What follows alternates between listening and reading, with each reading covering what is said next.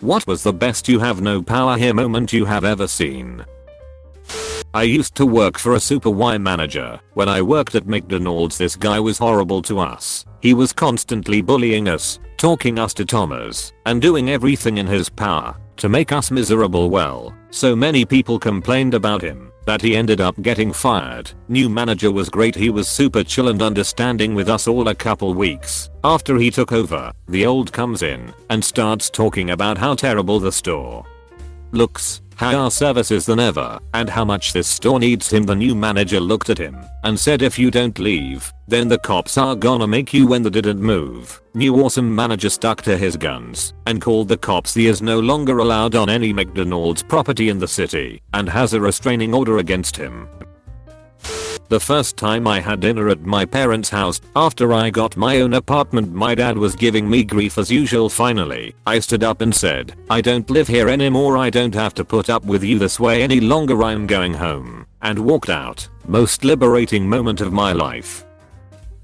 A while back, I got a job as a popcorn monkey in the local cinema as a temporary thing while I figured out what I was doing with my life. There was a supervisor that had worked there since the site opened, around 5 years, who was a total and had had numerous complaints about her from countless staff. In the first week, I nearly quit because of her attitude. As an example, one night I was on a close and basically cleaned the entirety of the front of house on my own. I stopped to take a drink of water and she marched up to me going, we don't pay you to stand around drinking, you know. To which I calmly responded that I was thirsty and needed a drink of water, and if she wanted to tell me I wasn't allowed to have a glass of water then good luck, but I'm pretty sure health and safety would have something to say about that. She huffed about not having had a break all day, which I ignored cause not my problem, but internally I was put out about it because it was totally pointless to be such a about things. About 2 weeks in, I get promoted to supervisor as I was clearly extremely competent by their usual standards. I could walk and at the same time, but she also gets promoted to floor manager, so she continues to work her little power trips and try and lord it over me and everyone else. For weeks after that,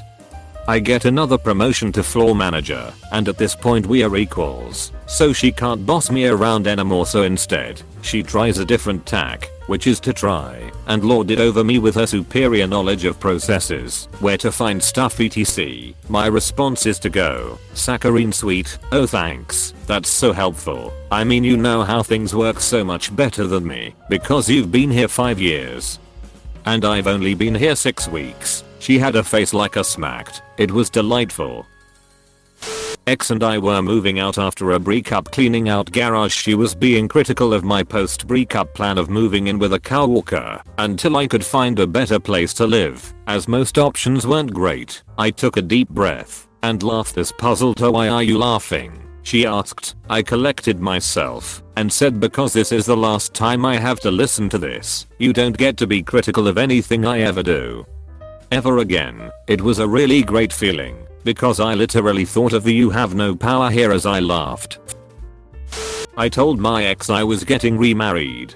He told me he was going to stop me and put a lien on my house, which I bought with my money 6 years after the divorce. My son would come home from visitations telling me how his dad was going to stop the wedding and I'd have to pay him all of this money. La di da. Get to court.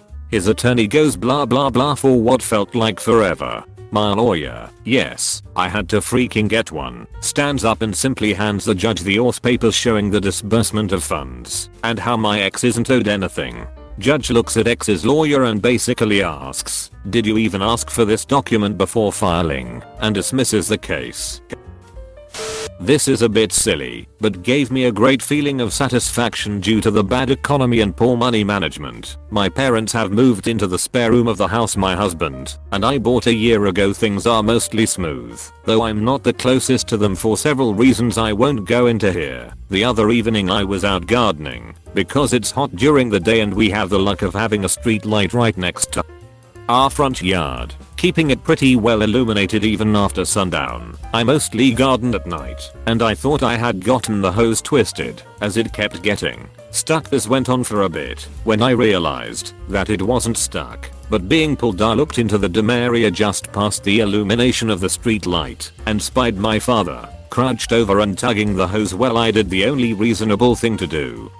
And I sprayed him, he yelled, and ran inside with me chasing. Once he got inside he made a face and goes, "You can't get me now. I'm inside." In that father to daughter don't you make a mess tone of voice, I readied my hose, looked him in the eye and said, "It's my house," and just let loose with the hose. He was soaked, worth cleaning up the mess for that moment of true fear in his eyes. Edit. Thanks for all the appreciation. I'm glad my silly story made your day better. I was waiting for a friend to finish work. She worked at a restaurant so fancy they had someone vetting guests at a podium outside. The place was glitzy and the folks were glam, so the great and good would descend in droves. Those with a reservation were sent in. Prospective walk-ins had to queue. A car sweeps up. The driver jumps out and holds the door open to unleash a hat and dress the woman accompanying said finery, a C-list actress from a regional daytime TV show. Looked through everyone present and moved to enter. She froze, appalled, when the guest vetter intercepted, asking, "Do you have a reservation?" She mustn't have heard the question, because she didn't respond. Instead she drew herself up to the full height of her couture and demanded, "Do you know who I am?" "Yes," said the maitre d', back of the queue. Oof. I'm a high school teacher who teaches a lot of senior grades, and so has to deal with graduation grades, references for university, all that jazz. I had a parent of a graduating kid in my classroom in June, after final marks were given to students, but not formally reported, who was a dental surgeon in town, ran a large operation, donated a lot to local sports, big man in a small town. I had given his kid a mark in the high B range, and so he marched into my office and started off with the "there must be some mistake" line, which moved swiftly into the "you're going to change it because I tell you to how much will it cost to get him the A." When I refused the bribe he went to "you're fired!" exclamation point exclamation point exclamation point 1 exclamation point 1 exclamation point quote. Not "I'm going to get you fired" but "you're fired, clean out your desk." I just asked him to leave. Ended badly. He threatened violence. I reported him to the school admin. He's now banned from the property. "Mister, I pay your salary, so you work for me, you lousy piece of S***." It was threatened with the cops by Mr. Andermack. The guy that I'd gone on a few dates with introduced me to his parents. Things went well, or so I thought. He drives me home. We end up talking and drinking a few beers. I didn't want him on the road with any alcohol in his system, and I enjoyed his company, so we end up hanging out until 3 AM. His mom starts blowing up his phone, demanding that he comes home, so he drives himself home to find that he's been locked out of his house. His mom said that he can sleep outside. He shouldn't be spending time with someone like me. Still don't know what she meant by that, and that I'm just another stop on the train. He tells her not to talk about me like that, to which she says, "When you're under my roof, I'll say whatever I want about whoever I want." So he picks up his phone, calls me, asks if he can stay at my place for a little while. It's been 7 years, we are engaged, have a dog, a cat, and a happy life. I also plan on throwing some subtle train themes into the wedding/celebration after the end of the plague. Woman complained we wouldn't fill her clearly fraudulent C2 prescription. Brought the brand new store manager back to the pharmacy to make us fill it. She says you have to fill it. God himself cannot make us fill anything. If it fails the checks. No. I worked in management at a theater for a while. If the concession counter was slammed and I was able, I'd leave my post and help them sling popcorn. One night while helping out, a particularly belligerent man started sing out a 16-year-old a cash register for being too slow, even suggesting she quit, since she clearly couldn't handle pushing ons or scooping popcorn. It was pretty disgusting, and I felt so bad for the girl. I stepped in and told the guy that our employees have the right to refuse service to Thomas who harass them as part of our anti-harassment/discrimination policy, empathized that the lines were longer than usual, and suggested he should apologize and move on. He was left half his order on the counter and started fuming off, anticipating his next move. I went back to my original post that night as manager of the Thomas Service Kiosk. Oh boy, the look on his face when he saw me. Didn't want a refund of his tickets though, so I assume he watched the movie without popcorn.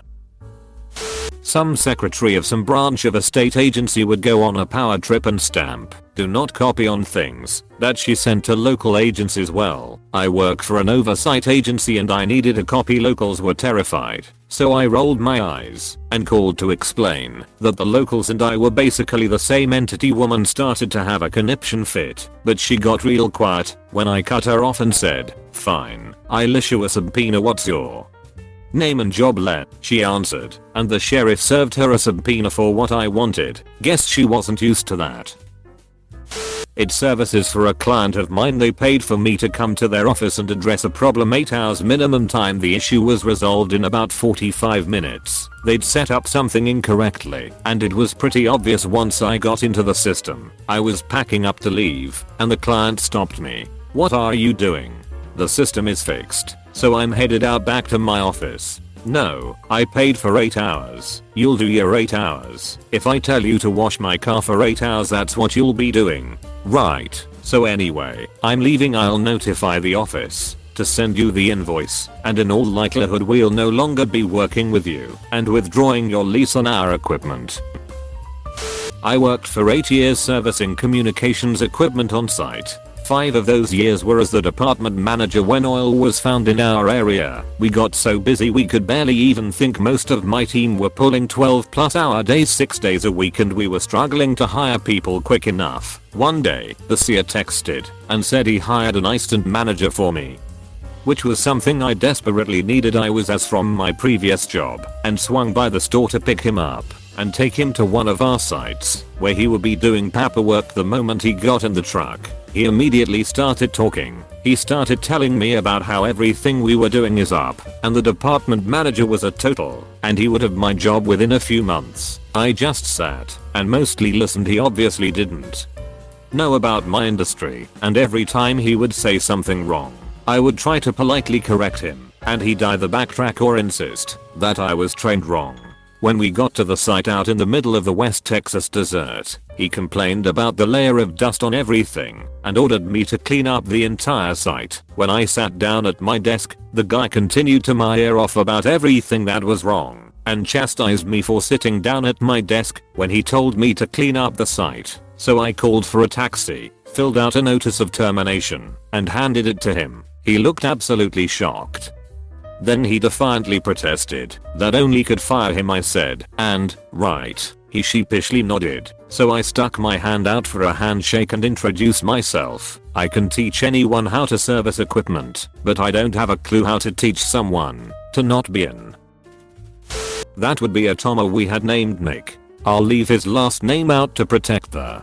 He would email us and always CCEDITOR at common. Most of his emails were things like "nothing works." None of the national newspapers responded. I imagine some underling just rolled his eyes and deleted them. Finally he said, "Fix this in 5 minutes or I cancel." My manager says, "Let me see that email." He responded, "Thank you, I cancelled your account. We don't want Tomers like you anyway. If you want to contact the media, that's your call. I'll happily provide the months of threatening emails you sent to my staff." He gave us months of headaches over a £45 quarter account. We definitely didn't need him. When I was in high school, I worked at Popular Warehouse Club selling computers on the weekends. I was hired by the store manager via a referral of a friend. I loved computers, and they thought I'd make a good salesman. So my job was to stay in the computer department and sell computers, nothing else. Well, one of the shift managers didn't like that and insisted that I needed to go fold clothes for a while. As in half my shift, I told him that the store manager had instructed me never to leave the technology department, but he insisted. This went on for several weeks. The store manager showed up one weekend when both the power trip in shift manager and I were working. The store manager walks up with the shift manager clothes behind. Store manager slaps a stack of green bar paper. This was a while ago. Down onto a shelf and points to some highlighted numbers. He looks at the shift manager and says, "Do you see this? This is our average technology sales numbers for the weeks you are on shift. See this number over here?" This is our average technology sales numbers for weeks. You are not at this point. It would be more cost effective for me to simply fire you. What do you think of that solution? The guy stammers and stutters like a toddler caught bullying another kid on the playground. Fortunately, the dude wasn't fired, but the store manager made it clear that when I was on shift, I was not to leave the technology department unless I was on break or there was a fire in the store. That shift manager never said another word to me.